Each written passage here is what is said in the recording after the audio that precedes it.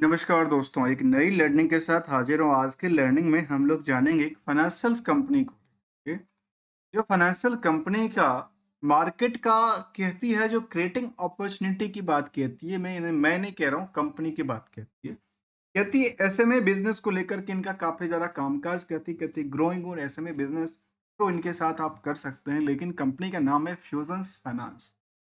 अब इस कंपनी को लेकर जब ये कामकाज की तरफ देखें तो कहती है ऑफरिंग सर्विस में माइक्रो फाइनेंस का कामकाज और एमएसएमई के लिए कंपनी कामकाज करती है, खास करके फाइनेंशियल सेक्टर को लेकर। अब इनको लेकर के मार्केट की अवधारणाएं को जरा समझेंगे। उससे पहले कंपनी कहती है कि हमारे पास करीब 3.95 मिलियंस का करीब कस्टमर बेस है। करीब 1398 की बात करें तो यहाँ तो कहती है ब्रांच है इनके पास।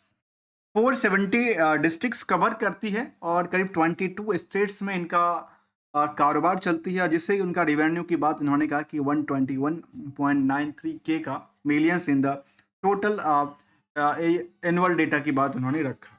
यहाँ पे ऑफरिंग सर्विस में हमने देखा कि माइक्रो फाइनेंस और एमएसएमई वाली सर्विस प्रोवाइड करती है।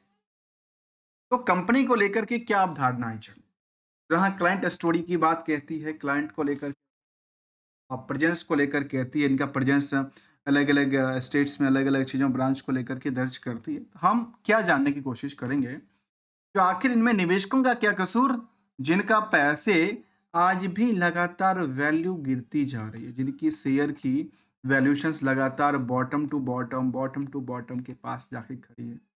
क्या कोई बड़ी अपॉर्चुनिटी की तलाश है, या लगातार इसमें गिरावट का संकेत देखने को मिला है? चलिए हम लोग जानने की कोशिश करेंगे हर एक एस्पेक्ट को।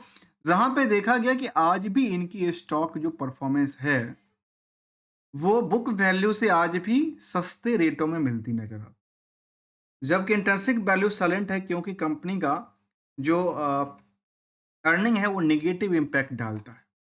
कंपनी फाइनेंशियल सर्विस प्रोवाइड करती है, माइक्रो फाइनेंस और एमएसएमई को लेकर के, और 8 रुपए से ज्यादा इनकी कमाई की जगह नुकसान बुक करती है पर शेयर का, जहां पे नंबर ऑफ शेयर कितने हैं, 10 करोड़ से ज्यादा की बात करें। फिलहाल मार्केट कैप करीब 2000 करोड़ के आसपास चलती है, और हायर टू हायर की बात किसी बात करें जहाँ पे 675 तक के स्टॉक के प्राइस हुआ करता था, और बॉटम इन्होंने 161 तक के आसपास सपोर्ट लिया था। जहाँ आरओसी की आंकड़ा तो 19 से लेकर 14% दर्ज करती है, और 10 करोड़ 10 लाख के शेयर में 57% से ज्यादा की होल्डिंग किसके पास है, प्रमोटर के पास है। कंट्रोल की बात करें तो इसमें से डिमेरिट है, जिन्होंने 4% से ज्यादा अपनी पोजीशन को क्या किया है, प्लेज करके रखा। भाई केवल हम यही जानेंगे क्या? नहीं दोस्तों, केवल ये जानने से हमें कंक्लूजन नहीं मिलेगा जो क्या ऐसा हो सकता है कि नहीं हो सकता। इसके लिए कुछ एक्सपेक्टेशन को जानना पड़ेगा। तो कंपनी का खुद का बिजनेस मॉडल है, उसमें कितनी परसेंट रिस्क बनाती है, और उस रिस्क बनाने के पीछे कितनी परसेंट कमाती भी है, सेव करती है। जहाँ तक डेट टू इक्विटी रेशियो, वो इनको क्या करता है, क्या इनको फोकस करता है, या इनको हिट करके रखता है, या दबाव बना के रखता है।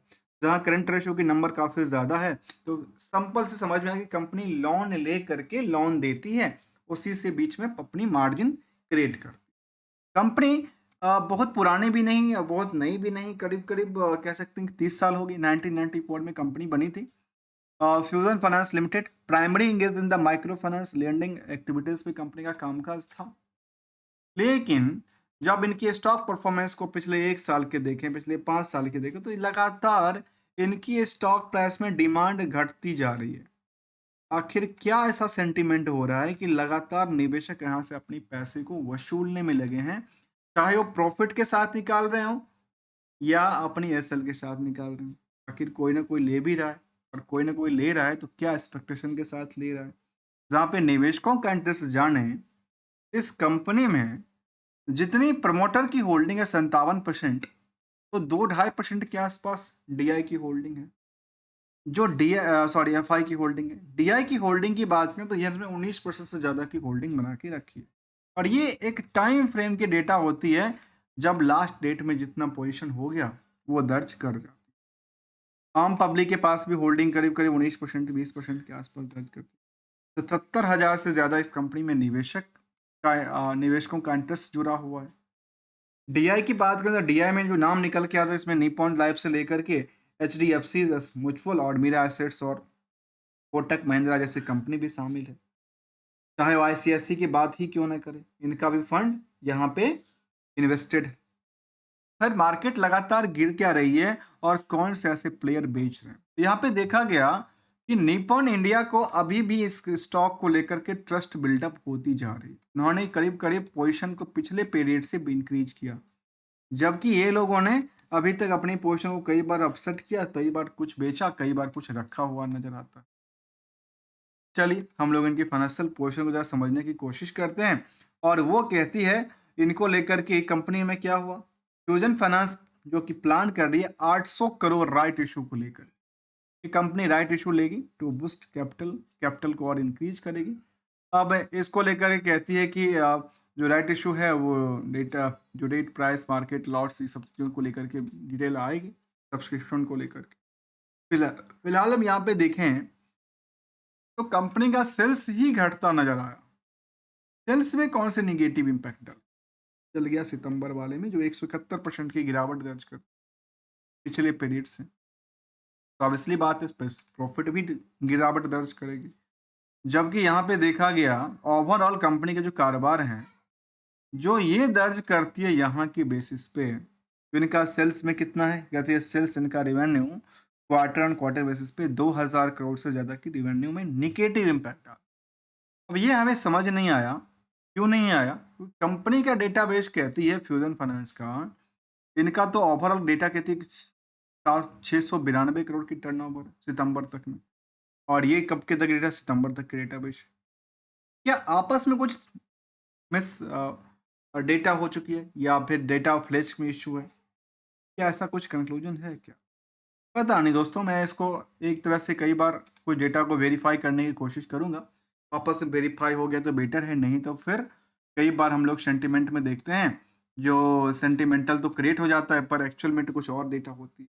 यहाँ पे देखा गया ऑन एवरेज कंपनी में नुकसान बुक कर रही है और अच्छी खासी नुकसान चल रही है, जो पहले तक नुकसान नहीं था और लास्ट 2 क्वार्टर से इसमें लंबी नुकसान है, जो 308 5 करोड़ तक की।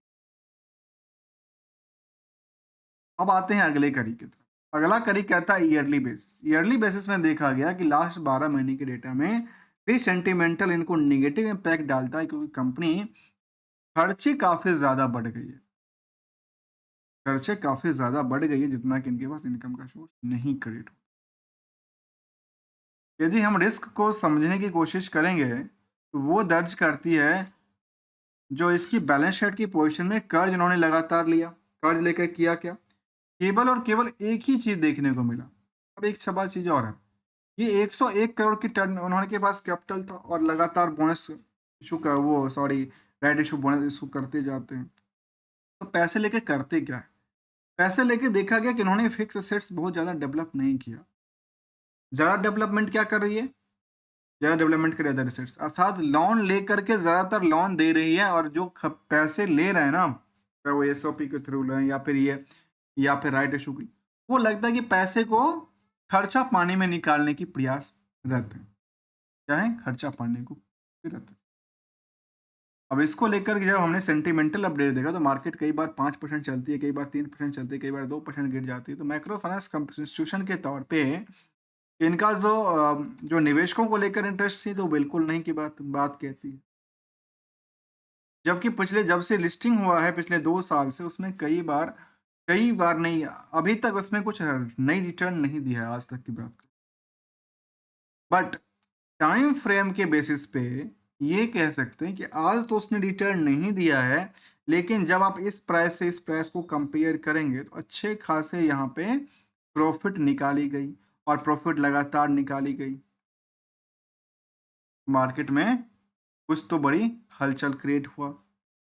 अब इसको लेकर के जब पीएस का आंकड़ा देखेंगे तो बजाज फाइनेंस और बाकी सारी कंपनियां शामिल है, और यहाँ पे इनमें पी रेशियो नहीं कहता, क्योंकि कंपनी अल्टीमेटली क्या है, नुकसान बुक कर रही है।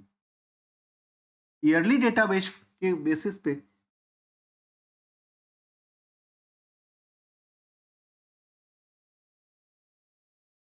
कंक्लूजन कहता है जो इनको लेकर के कुछ चीजें इनकी फेवरेबल है, कुछ चीजें फेवरेबल नहीं भी दर्ज करती है। इन दोनों को आपस में कुछ चीजों को नजरअंदाज, कुछ चीजों को माइंड में सेट किया जा सकता है। पर पैसे तो हमेशा बनते हैं मार्केट में दोस्तों, या आपके नहीं, हमारे नहीं, आपके, आपके नहीं, किसी और के। पैसे तो बनना ही था मार्केट में, क्योंकि नंबर ऑफ शेयर हमेशा मार्केट में लिमिटेड है। तो जब 10 करोड़ की नंबर ऑफ शेयर थी, जिसमें कि 57% की होल्डिंग प्रमोटर के पास खुद ही था, एफआई ने डीआई ने अच्छी खासी पोजीशन होल्ड करके रखा है, पब्लिक में कुछ बड़े प्लेयर नहीं दिखती है, तो एक्चुअली इसमें प्रॉफिट तो पैसे बने हैं ना। ये जब हाई पे जाते, जो है वैल्यूएशन बढ़ती है, तो कोई ना कोई बेचती भी है, और जब कोई बेचता है तो इनको प्रॉफिट के साथ निकलते हैं, और जो लेते हैं वो आगे एक्सपेक्टेशन के साथ पे लेते हैं। तो जहाँ पे मौका मिलता है तो हमेशा प्रॉफिट को बुक करते रहना चाहिए, नहीं तो कब कैसा किस अकॉर्डिंगली मार्केट रिएक्शन करता है वो जानने की ज़रूरत पड़ जाती है कई बार समझने को।